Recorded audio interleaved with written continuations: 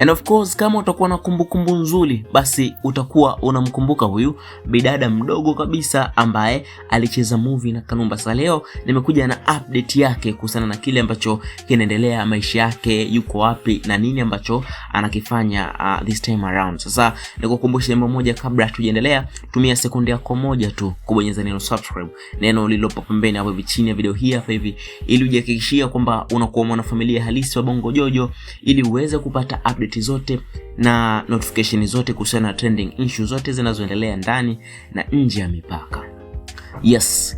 Sasa of course tunaweza tukajua kabisa kwamba pengo aliloliacha mwamba the great Steven Kanumba bado halijazibika mpaka sasa hivi, licha kwamba wamekuwepo wasanii kadha wa kadha ambao wamefanya vizuri katika tasnia hii ya Bongo, lakini wengi wao hawajaweza kabisa kuvaa vile viatu vya mwamba Steven Kanumba the great.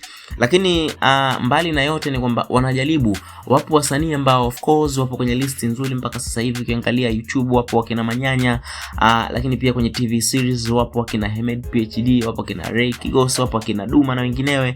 Lakini pia hata JB naye bado anaendelea kulisongesha ili hapa vigululum la Bongo Movie.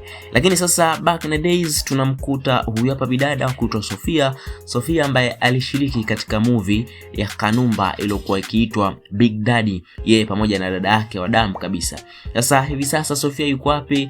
Nikwambie tu kwamba Sofia mpaka sasa hivi yuko Australia, ambako anamalizia masomo yake ya university, jambo ambalo of course kama akimaliza masomo yake kuna moja ama nyingine atarudi hapa Bongo na kuja kuendeleza kile ambacho alikiacha. Of course atarudi kama actress kwa sababu anapenda sana hizo alaka, lakini pia huko alikokuwa amesomea mambo ya casting. Kwa hiyo tumtegemee Sofia atarudi katika mapinduzi makubwa, na huenda akaja akafanya kitu kikubwa sana hapa Bongo ambacho huenda kikawa ni somo kubwa kutokana na kile ambacho amejifunza huko nchini Australia.